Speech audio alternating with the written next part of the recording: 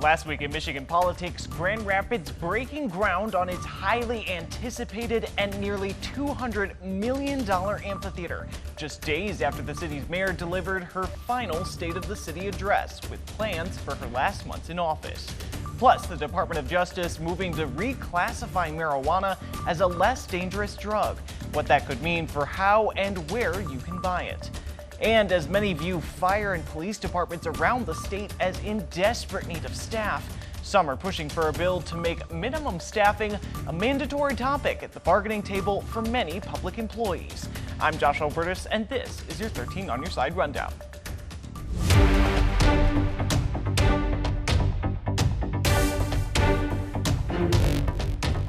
We begin in Grand Rapids, where Mayor Rosalind Bliss delivered her last State of the City address last week. She is set to leave office at the end of this year. We were at that address and break down what she said. A standing ovation as Grand Rapids Mayor Rosalind Bliss took the stage Thursday, delivering her final State of the City address. I want to thank you. I want to thank you for giving me this incredible opportunity to serve our community at such a pivotal time. Term limited to the office, Bliss is set to leave the seat in December after being at the helm of the state's second largest city for more than 8 years. Bliss led the city through high-profile and even tumultuous times, from the coronavirus outbreak and response in the early 2020s to the death of Patrick Lyoya in 2022, which at the time became the latest officer-involved death of a black person in America to spark national outrage. And for the top challenges the city continues to face now, she said her successor will likely need to be ready for a steep learning curve in the post. You have to be always available and willing to pivot or address the crisis at hand or the issue at hand, as well as continuing to try to move your priorities forward. But while this was her last State of the City, Bliss both verbally and visually clung to a theme of planting seeds and growing. It wasn't local government that invigorated and reinvigorated Ionia Street, or Wealthy Street, or Bridge Street, Leonard Street, Granville Avenue, and increasingly Boston Square. It was people with a vision and a willingness to act. They planted the seeds of community improvement that grew like beautiful trees.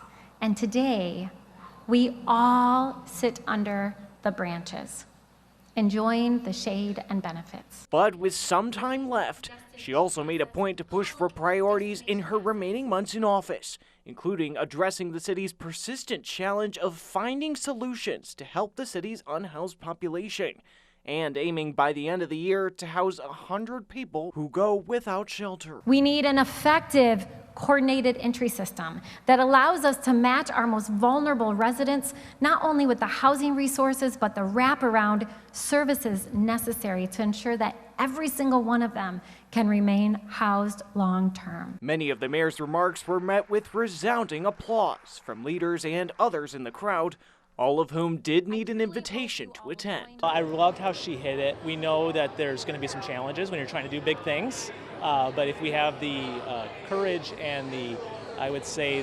stick-to-itiveness to try to navigate those, I think we're going to come out much better for it. But throughout her address, spanning the better part of an hour, Bliss continued to return to the theme of planting seeds to build the city's future beyond her time as Mayor Rosalind Bliss. So this is my final year of service and my final State of the City address. But I am not done planting and nurturing seeds in our city.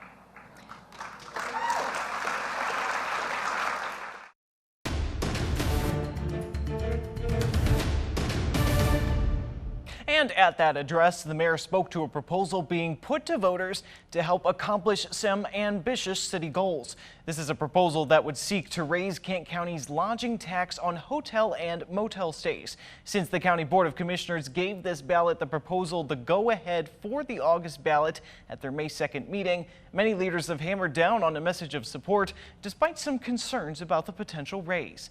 If approved by voters, this would bring the hotel tax up from its current 5% to 8%. The option to put this to voters was made available through legislation signed by Governor Whitmer in April. The proceeds of that increased tax, some leaders have said, would help pay for ambitious new plans to attract people to the area, including plans for a new amphitheater, soccer stadium, and possibly an aquarium as well. Some top city leaders at Bliss's State of the City address spoke to their thoughts on the proposal, while some commissioners a few weeks ago expressed concerns. We have to execute the lodging proposal to raise the hotel motel tax. The fact that is a key public financing component of these big projects and other things in the future. I can't help but think about, a grandmother in Byron Center. She wants to have her kids and grandkids come stay nearby for a week and puts them up in a hotel in Byron Township.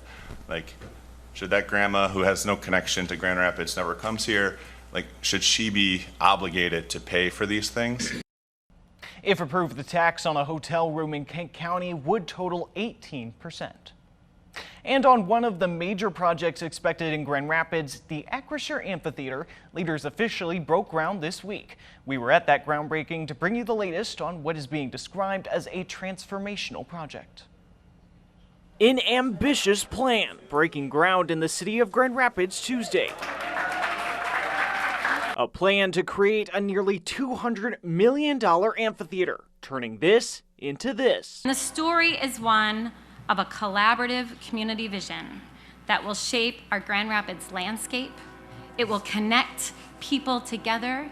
It'll connect people to place.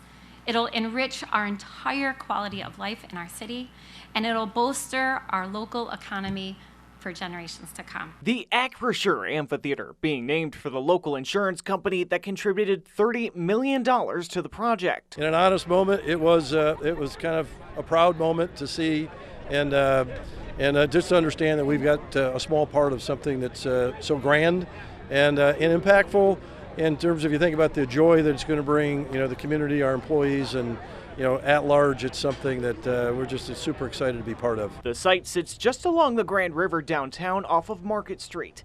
Demolition began in early May on this project that's expected to be able to seat 12,000 people. It's one of several new projects the city has been planning, including a potential soccer stadium and new aquarium. There's a few more coming down the pike that you're going to be excited about, that's going to build on the culture of Grand Rapids and beyond. Projects that some leaders hope will get support from an increased tax on hotel and motel stays in Kent County. A proposal on whether to raise that tax is set to appear on the August 6th election ballot. We need your yes votes on that date to help raise visitor-funded community assets to underwrite this project. Being a mix of both public and private dollars, the project is expected to be completed by mid-2026.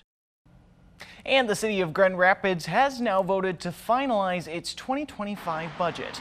The total budget is roughly $690 million, which is just over 7% more than the current budget. The budget plan included money for 28 new positions, water and sewer improvements, and road and sidewalk repairs. And in Muskegon County, leaders are moving forward with improvements to a busy area of Muskegon Heights that have been talked about for years. Millions of dollars from the state legislature and the city of Muskegon Heights are expected to be invested on roads and downtown businesses as part of the Broadway Street project. 13 on your side's Kiara Patterson was at a community meeting last week and brings us the latest.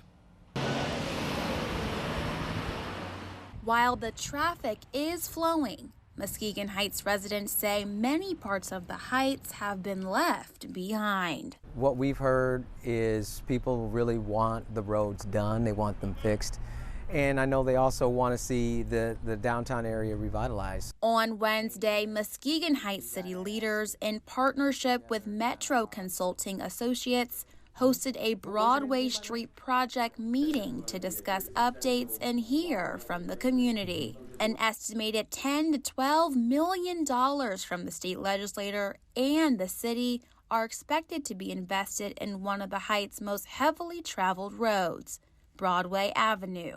People have been waiting a long time for this. It's been talked about for several years.